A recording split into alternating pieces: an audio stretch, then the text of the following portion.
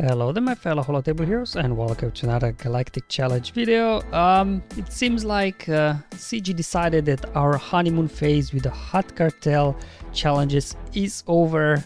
Now they've done a very challenging one. You know, the first two Hutt Cartel challenges we had, you could just cheese it because there were really no big AoEs on their team, whereas yeah, today it's quite the opposite. And this is what I'm talking about. You've got Veers, Stark, Piet and Death Trooper, they all got AoEs, and of course once they get going because of Piet in there, the Emperor's Trap, they just keep going and going and going. And yeah, even if you do have like a high relic Hutt Cartel person in the lead, they will lose their protection quite quickly, and then they can start killing off your sides, and that will be pretty much game over. So I'm not sure if maybe you would have all of them relicked up, the new Hutt Cartel that is, like Lando, Leia and Kersantan. Could they get it done without Jabba, or is this a case of you absolutely have to have Jabba? I don't know, because my guys are not really relicked up enough. I don't have Jabba, so for me I'll just aim for the gold crate today. So it's kind of like the repeat of Inquisitors really now, it's not this Hutt Cartel it seems. But anyway, I'll first cover the modifiers and the feats and then show you the battles that will get you, well, not max rewards, but hey, we'll take the gold crate as well, no problem. But anyway, let's start off with the modifier. So the modifier itself, nothing too crazy here. So whenever you inflict a debuff, you gain a little bit of extra stacking, offense and potency. Doesn't make a whole lot of difference, I think. The Hutt Cartel modifier, as fun as it was until now, because we were able to cheese a lot of things, unless you've got some serious Hutt Cartel team, I think it won't really help you there on tier 10. Now luckily tier 6 it's very easy, so that should be fine. And the end strength, that's the modifier for the Imperial troopers. They gain 3 revives for free, and these revives can't be prevented. There we go, so that's the modifiers. Let's look at the feats. You have to win with a full team of Hutt Cartel units. I'll do that on tier 6, and then tier 10 I'll be doing flawless victory without losing a unit, and then an undersized squad as well. Anyway, since I'm on tier 10, let's do first the tier 10 battles, and then we'll head over to tier 6 for the Hutt Cartel. So the first thing that I want to show here is the Sith Empire, so I'll be going for flawless and undersized feat here with one team. So you can see my guys, they don't have particularly amazing mods on them, but you know, hopefully Malak there, he can put fear on everybody when they start off with an AoE with Veers hopefully, and then we can get our plays going and just use fear and shock to keep these guys under control. Alright, here we go. AoE coming in hot, going in for Malak, perfect. Well, since Veers doesn't have fear on him, let's just go after him first then. Put a few hits on him. Okay, let's get more fear going now. Let's get more debuffs out there. There we go. Get shock on the board, so shock will prevent also bonus turn meter for them. So we'll just now kind of keep going after Veers. So we have to first exhaust the revives. Now let's go ahead and use Wild Lightning because somebody is already shocked. Okay, I'll just keep going after Veers. There we go, they're now out of revives. So whenever we do take somebody out, they will be out for good.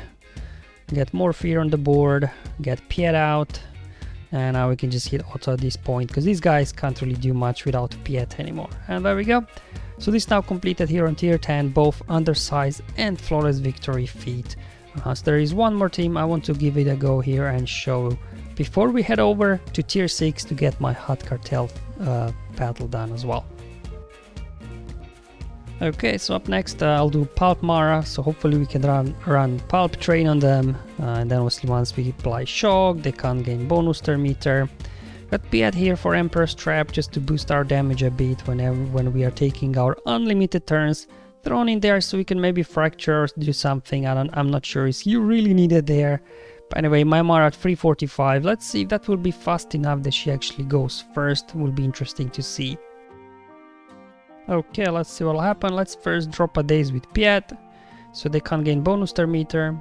So it looks like, you know, both Piet, I think Piet was 346, Mara 345 was enough to go before these guys. So I just want to do here, go after Piet first, either stun him or do something with him so he doesn't drop a daze on your guys. There we go. Let's go ahead and do an AoE. I'm going to go ahead and place over on Pulp, so then he keeps assisting whenever Piet uses his basic. I will fracture their Piet just to stop him from doing any shenanigans, and then we'll just go after the rest of the guys here. Just kind of spread the shocks first.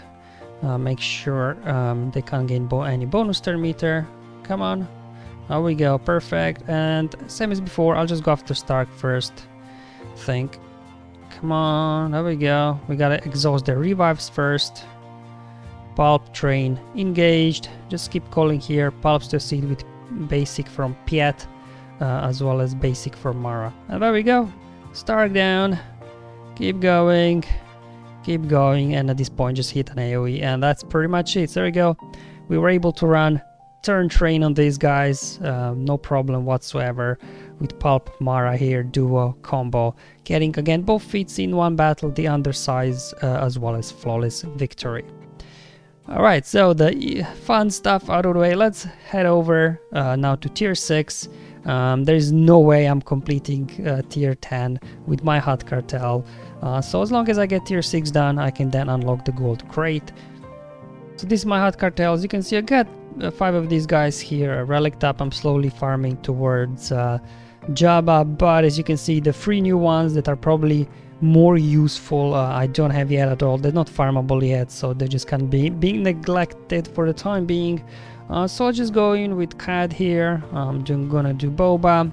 And then just let's see if we actually need any good characters here, or we can just throw some cheese in there as we did before. Alright, yeah, it seems like the guys are very slow here at tier 6. We can just go ahead, unload here an ability block. There we go, throw out some stuff.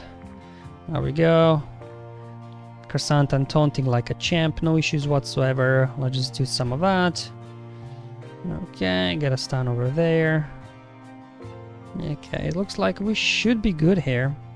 Oh, as much as I would love to do this, it won't prevent revives, right? So I'm just gonna leave their Piet alone for the time being.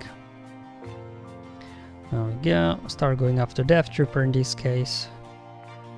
Oh, here comes an AoE. Barely scratching Cad Bane there, obviously being relicked. No issues here whatsoever. They've got one more revive we have to exhaust, and there you go, no more revives for them, so now we can actually go ahead out and defeat everybody. So as you can see here in tier 6, their AoEs are not really doing a whole lot of damage, so you should be good here, even with kind of, you know, cheese teams as we used before. But obviously tier 10 is a whole nother story, so I'm curious to find out, you know, what the rest of you guys that maybe do have relicked up the entire Hutt Cartel with or without Jabba. Is tier 10 actually easy to do or also very tricky? But for the rest of us, we'll just have to settle for the gold crate, it seems, today. At least it was an easy and fun one, regardless of, you know, not being able to get max crate. But at the end of the day, no need to stress here. Even, you know, we do still get 2 Omicrons in here in the gold crate as well, so that's pretty good. Thank you for watching, guys. I hope this video was useful and helpful. As always, let me know in the comments below or on my Discord server. But until then, have fun, enjoy life, and may the RNG be with you, my friends.